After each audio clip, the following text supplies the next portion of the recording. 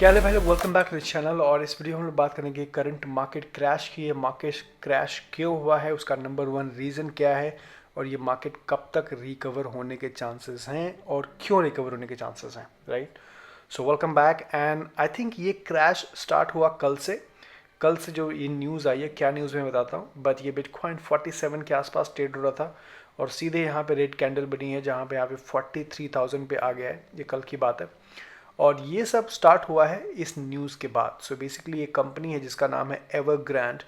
ये Chinese company है जो ऑलमोस्ट कोलैप्स होने वाली है क्योंकि इनका डेट है अराउंड $300 बिलियन। ओके, सो ये जो न्यूज़ है ये ना सिर्फ क्रिप्टो मार्केट को क्रैश किया है बट पूरे स्टॉक मार्केट को भी क्रैश किया। अगर सारे ग्लोबल स्टॉक मार्केट के इंडाइसेस देखोगे तो वो भी रेड में है और इसका इम्पैक्ट बड़ा भी हो सकता है लॉन्ग टर्म में। वो क्या हो सकता है मैं आपको बताता हूँ।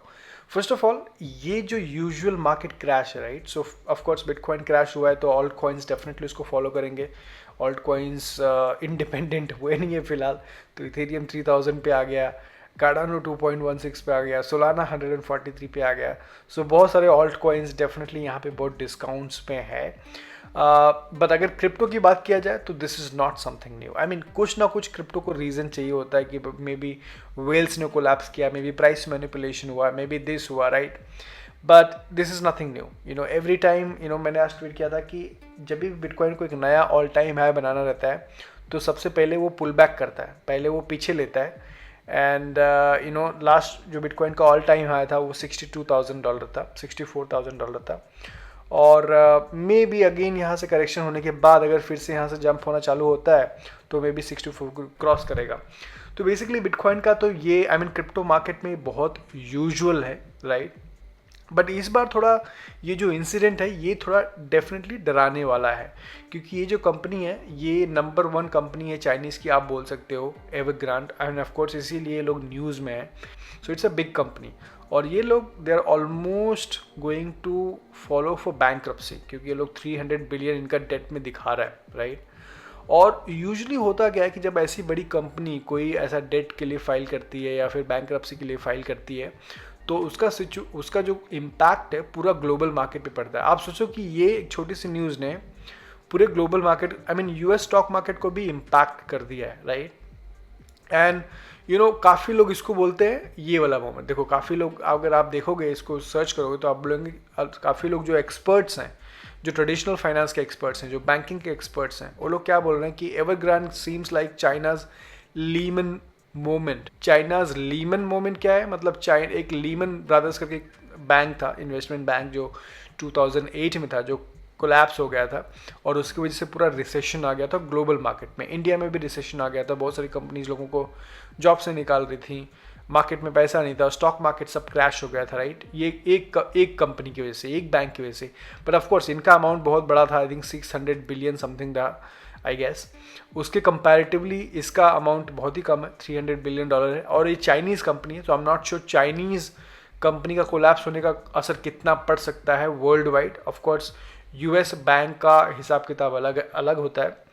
So but lot of people, जो काफ़ी लोग हैं, उसको लीमन ब्रदर्स से कंपेयर कर रहे हैं। तो ऐसा भी हो सकता है कि स्टॉक मार्केट और भी क्रैश हो क्योंकि अभी तक ये फाइनल नहीं हुआ है, राइट। ये जो क्रैश हम लोग बात कर रहे हैं ये इन्होंने डेट बताया है, राइट।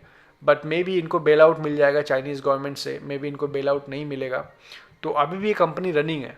सो ऐसा नहीं है कि everything is over, right. But ऐसा पॉसिबिलिटी है कि ये बैंकरप्ट हो जाए, कंपनी बंद हो जाए और इससे बहुत सारे बैंक्स भी बंद हो जाएंगे जहाँ से इन्होंने लोन लिया है। तो इसका बहुत बुरा असर पूरा स्टॉक मार्केट पे पड़ सकता है, क्रिप्टो मार्केट पे पड़ सकता है, राइट। मे बी रिसेशन भी आ जाए, ऐसा हो तो we don't know that. I mean एक सब लोग कंपैरिजन कर रहे हैं फिलहाल, राइट। बट ये डेफिनेटली एक पॉसिबिलिटी है, राइट। तो अगर लेट्स से अगर ऐसा होता भी है, लेट्स से कंपनी बंद हो जाती है, लेट्स से इसका बहुत बुरा असर पड़ता है पूरा ग्लोबल मार्केट पे, स्टॉक मार्केट पे एंड इवन क्रिप्टो मार्केट पे। सो आई डू थिंक कि crypto market have high possibility, crypto market की जो पॉसिबिलिटीज़ है बहुत ज़्यादा है रिकवर फास्ट करने के लिए। वाई? बिकॉज यहाँ पे क्रिप्टो इंडस्ट्री में, बिटकॉइन मार्केट में, क्रिप्टो मार्केट में ही सारे इनोवेशंस हो रहा है। इनफैक्ट जो ट्रेडिशनल फाइनेंस की चीज़ें हैं वो टोकनाइज की जा रही हैं, वो सब क्रिप्टो में लिया जा रहा है, राइट। तो obviously crypto market faster recover होगी स्टॉक मार्केट से, तो वो एक डेफिनेटली गुड न्यूज़ है। बट उसके पहले हम लोग को ये भी देखना जरूरी है कि ये क्या होता है, ये कंपनी के साथ क्या होता है और उसका असर फिर उसका असर बिटकॉइन के प्राइस के ऊपर क्या होता है। तो थोड़ा यहाँ पे वेट करना डेफिनेटली ज़रूरी है कि बॉटम क्या टच करता है जब तक ये सब प्रॉब्लम सॉल्व ना हो जाए। But again coming back to the point कि मुझे क्यों ऐसा लगता है कि क्रिप्टो मार्केट बहुत जल्दी रिकवर करेगा, ऐसा होगा, it's because of NFT guys. NFT एकदम ऐसा चीज़ है जो बेसिकली क्रिप्टो को मेन स्ट्रीम कर रहा है। भले हम लोग को उतना दिखाई नहीं दे रहा है, फिलहाल यूटिलिटी दिखाई नहीं दे रही है, फिलहाल खाली हम लोग को JPEGs दिखाई दे रहा है कि JPEGs इमेजेस आप लोग ट्रेड कर रहे हैं, बट एक्चुअली इसका मेन स्ट्रीम अडॉप्शन भी हो रहा है। तो आपको पता है कि वीज़ा ने क्रिप्टो पंक बाय किया था पिछले महीने में, बडवाइजर एज अ कंपनी इन्होंने भी NFTs में आ गए। अब कल या परसों अनाउंसमेंट हुआ है कि बर्गर किंग जो कंपनी है, ये इन्होंने अपने जो यूज़र्स हैं, जो यूज़र्स हैं मतलब जो भी ऑर्डर करेंगे, ये 3 स्पेशल मेल्स पे उनको एक NFTs भी दिया जाएगा अगर लकी रहेंगे। तो बेसिकली इनका ऑफर है, इन्होंने पार्टनरशिप किया है एक कंपनी जिसका नाम है sweet.io, एक NFT प्लेटफॉर्म है। सो बेसिकली जो बड़ी कंपनी, जो ट्रेडिशनल कंपनीज हैं वो NFTs में आ रही हैं। इससे क्या हो रहा है कि जो नॉर्मल लोग हैं वो NFTs में इंटरेस्ट ले रहे हैं और ये मेन स्ट्रीम अडॉप्शन हो रहा है। और NFTs के बहुत सारे और भी यूज़ केसेस हैं जो लोग एक्सप्लोर कर रहे हैं। सो NFT बहुत तेज़ी से बढ़ रहा है और NFT बहुत बड़ा रीज़न बनेगा क्रिप्टो को यहाँ पर रिकवर करने के लिए। जैसे आपने देखा था कि last bull run because of NFTs ही आया था, और ये NFTs बहुत ही बड़ा रीज़न बनेगा ये क्रिप्टो मार्केट को रिकवर करने के लिए बहुत fast. So basically DeFi first NFT। अभी आगे क्या होगा कि जिनके पास जो भी NFTs है, मतलब जो भी JPEGs है, राइट, अगर आप किसके पास लेट्स से ये NFT है या ये NFT है या ये NFT है, वो लोग एज अ कोलैटरल करके उस पर पैसिव इनकम भी कमा सकते हैं। जैसे कि अगर आपके पास ये वाला NFT है, इसकी जो भी मार्केट वैल्यू है, तो यहाँ पे एज अ कोलैटरल दे के आप यहाँ से बोरो भी कर सकते हैं फंड, या पैसिव इनकम भी कमा सकते हो। तो ये मतलब ये जो NFTs है ना, वो रियल वर्ल्ड एसेट जैसे काम करने के, जैसे रियल वर्ल्ड एसेट काम करते हैं वैसे ये काम करने वाले NFT। दूसरा चीज़ बताना चाहूँगा ये पॉकेट बिट्स के बारे में। सो पॉकेट बिट्स को मैं काफ़ी सालों से जानता हूँ, 3 से 4 साल, आई थिंक 5 साल से लोग काम कर रहे हैं। एंड रिसेंटली इन्होंने अपनी पूरा जो ट्रेडिंग प्लेटफॉर्म है थोड़ा रिवैम्प किया है इसको, अगर आप देखोगे यहाँ पे। तो बेसिकली जो पॉकेट बिट्स है ये थोड़ा अलग प्लेटफॉर्म है कंपेयर टू थोड़ा और भी प्लेटफॉर्म्स हैं इंडिया में। सो बेसिकली यहाँ पे ट्रेडिंग फ़ी बिल्कुल नहीं लगती, यहाँ पे ज़ीरो ट्रेडिंग फ़ी है।